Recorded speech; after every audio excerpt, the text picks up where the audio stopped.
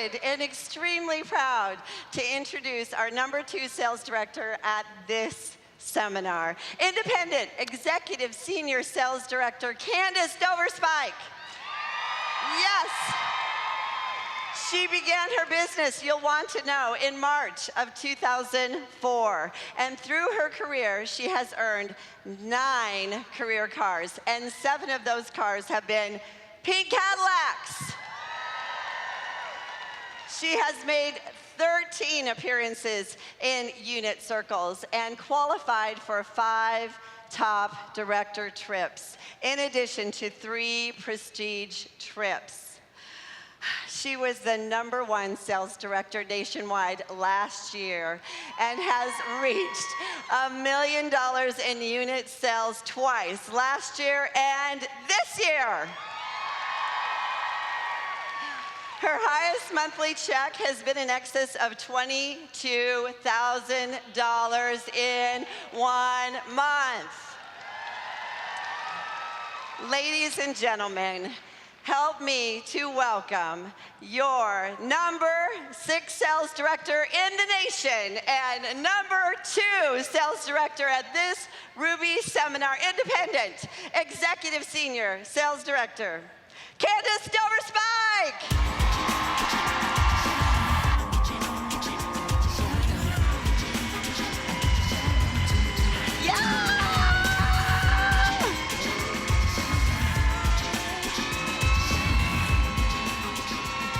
Thank you. Hello, Ruby Seminar! Well, I am honored and blessed that God would give me another opportunity to speak to you guys. And first of all, I have to thank my incredible unit in the front row. Oh, I am so proud of you and honored to be your leader. And my prayer for you is that, that you see the big picture in Mary Kay, and you know that it's possible for you too. It's not just possible for me, it's possible for you. So last year I talked about having stuff and how we let that hold us back from really living full out.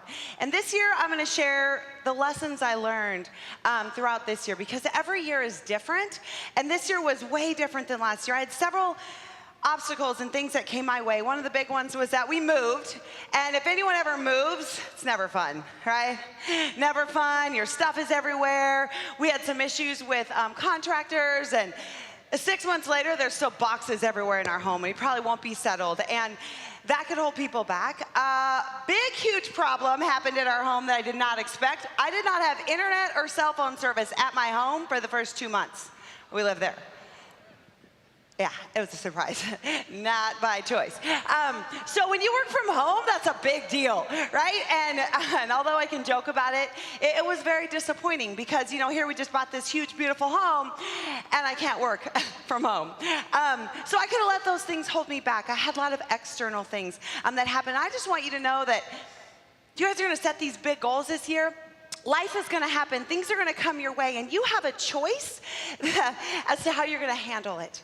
Disappointments will come. There were people that let me down this year, and people that I thought would be a part of our second $1 million year totally went MIA and were not a part of it. And you guys, people will let you down. You've gotta be ready for it. I'm not here to be all negative Nelly, but to let you know that when those things happen, you can overcome them.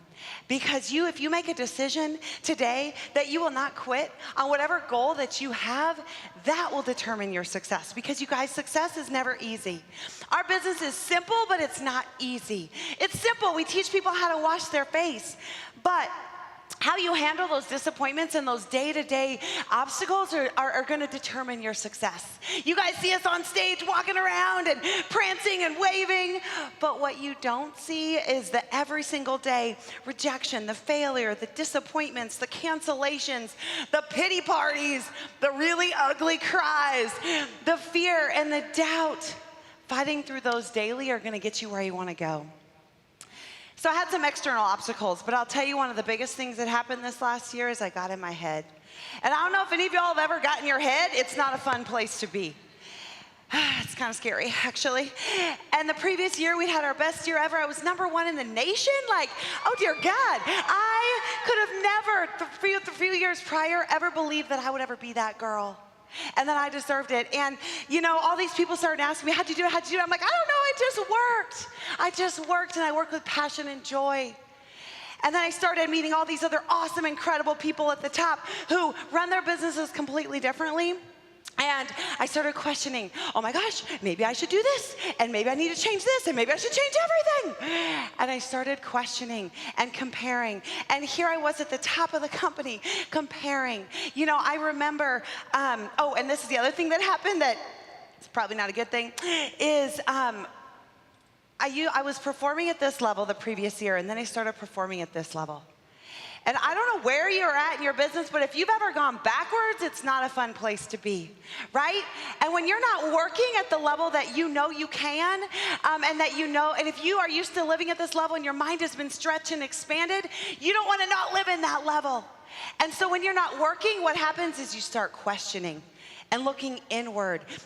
And feeling like you need to change things. And I've seen this happen at every level. I see this happen with brand new red jackets, or people that go on Target for their car, or especially new DIQs, or new directors, or new Cadillac earners, or trip earners. When you get to a new level and then you stop working, you start questioning if you deserve it, if you have what it takes. Maybe it was just a fluke. You guys, that doubt and that questioning will kill you. It will rob you of your joy. It will kill you from operating in your strengths and your passion. We've got to stop comparing. And this is something that I preach all the time. And I felt like I've had to learn over and over and over again. But here I was at the top of the company, comparing myself again. You guys, I know it happens at every level, but you can't do it. God has given you different gifts and talents that are different than your neighbor, different than your director, and that's okay. You've got to operate in them.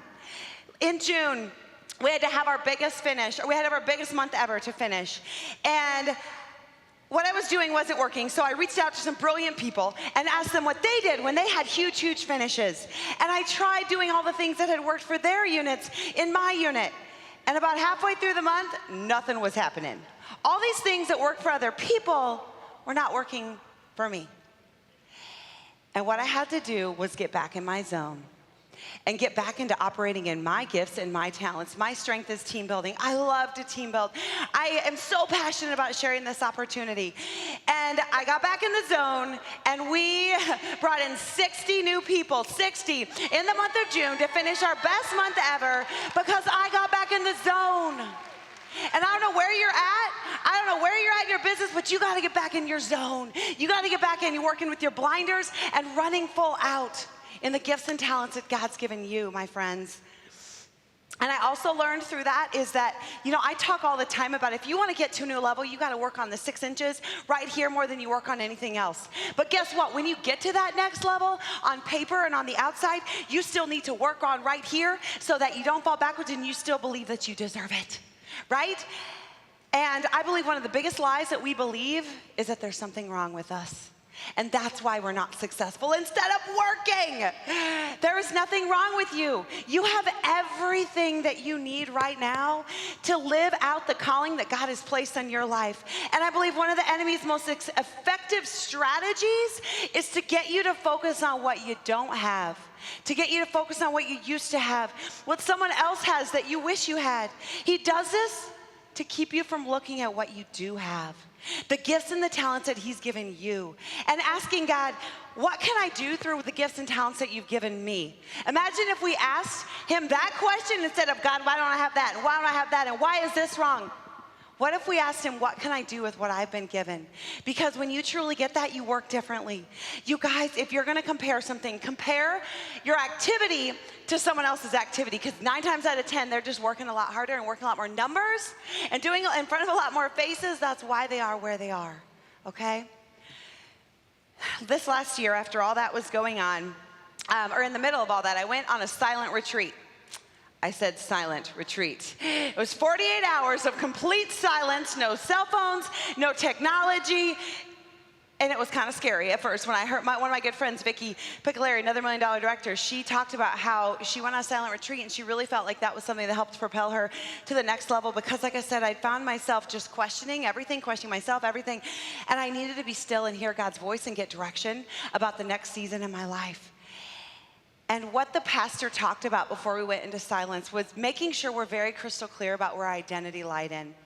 It's not in our weight. It's not in our marital status. It's not in what car we drive. It's not in our bar pens. It's not in our title. My identity lies in my Lord and Savior, Jesus Christ. Thank you very much.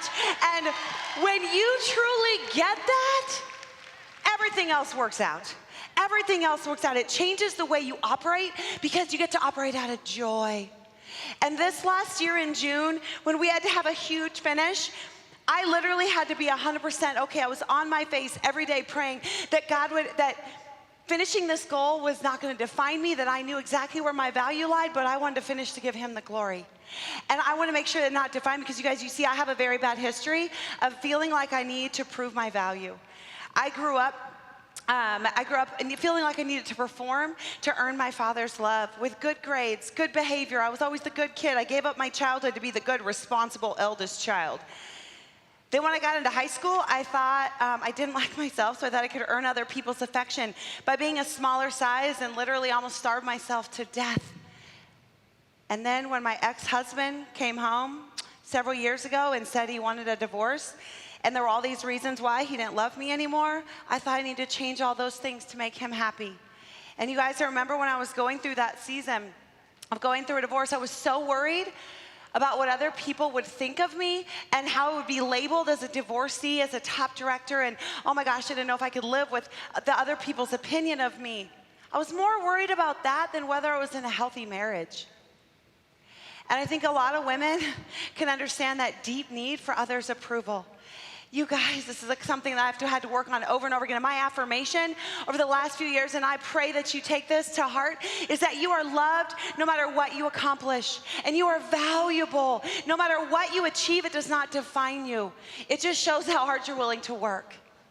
And I brought all that baggage into my Mary Kay business. I came in, I was extremely insecure. I struggled with depression. And I found my value in what I did, and I thought if I become a director, then it'll mean that this is something. I was an engineer before, and I got a 4.0 all through school, and even though my parents didn't say anything, I felt like I had to prove that this was a value. And then I got there, and that didn't work. And so then maybe if I earn a pink Cadillac, then that will be the thing, the symbol of success. And I earned a pink Cadillac. I worked really, really hard to get it.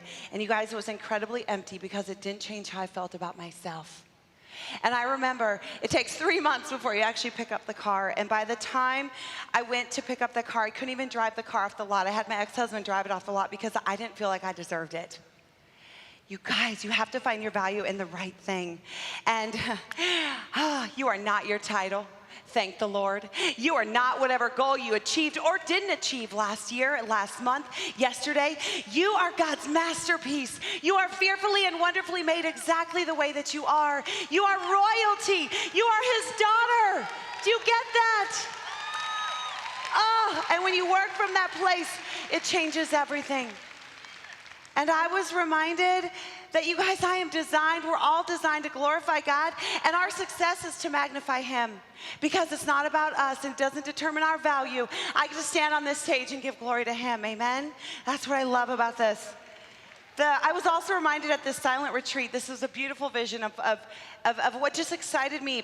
And to know what my job is as a leader is to, first of all, the pastor remind us we need to know where our value lies and to grow into the crown that's over our head. And then, check this out, is to hold the crown over our people's heads and our women's heads and remind them who they are as they grow into that crown. That, to me, is much more fulfilling and rewarding than any achievement or any bar pin, right? I love that. So remember that you are loved. No matter how bad you mess up, no matter what goal you did or did not achieve last year, no matter what your husband says about you, no matter what your friends say about you, you are valuable. And when you work from this place, it's a place of love and acceptance instead of fear and have-tos. Ladies, this year I want you to run full out with joy and with abandon, because when you work that way, you attract people. And you will have the obstacles. You will have the people let you down and disappoint you. But my prayer this whole year was, this is not going to steal my joy, and it's not going to steal my peace, right? And when you are operating out of that place, it's a wonderful place to be. You guys, I know you've been through some stuff, and I know that God has placed a dream in every single one of your hearts. And if you've been through some negative things in the past, guess what? It just means that your future is bigger and brighter and greater than you can even imagine. Is that exciting? If you'll choose to learn from it. Because remember this, ladies, it's not what happened to you. Whatever situation happened to you, that is not nearly as important as what happens in you. My prayer this whole year was, God, change me.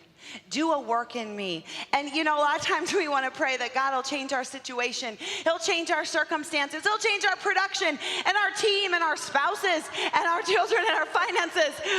But my prayer this year was, God, change me. Make me a better leader. And I know, because I know that you can take into whatever comes your way. Whatever obstacle, whatever you encounter, when you go into it, change, you're different moving forward. You guys, it's your time, and it's your season to use whatever you've gone through is setting you up for the destiny that God has prepared for you. And are you going to be afraid? Absolutely. And if you've looked at any great leader in the Bible or anywhere, they were scared to death, but they didn't let fear hold them back from the calling that God had placed in their life. Don't you dare let fear hold you back from letting God show up in your life, because I believe when you go for something huge, that's when you give an opportunity to show what He can do. So you ladies ready for a breakthrough? Anyone out there ready for a breakthrough? Here's the deal, people. I can't bring you a breakthrough. You got to BYOB, bring your own breakthrough. It's something that you have to be ready for and hungry for. And you can't expect a speaker or a mentor or a pastor or a seminar to do that.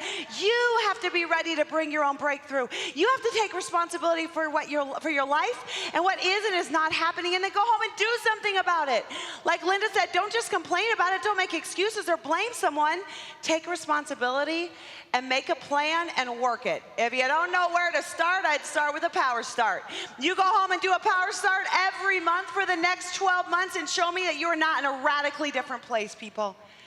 Go home and the other thing I want to say is that you want to get into action ASAP when you get home. Because you may or may not have heard about this thing called re-entry. When you get out of this pink bubble, that is going to be very, very tempting to fall back into the patterns that didn't serve you last year.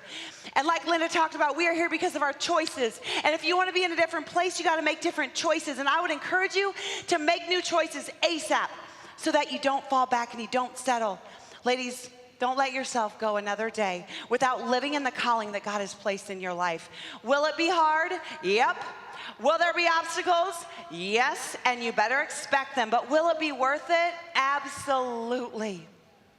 It's your time to stop shrinking back. Stop settling. Stop making excuses and be who God's called you to be. I want you to embrace your gifts and talents and grow into that crown that's over your head and teach others to do the same. And remember who they are and operate in joy, because this company needs leaders, and it's time for women like you to rise up and change women's lives. Let's do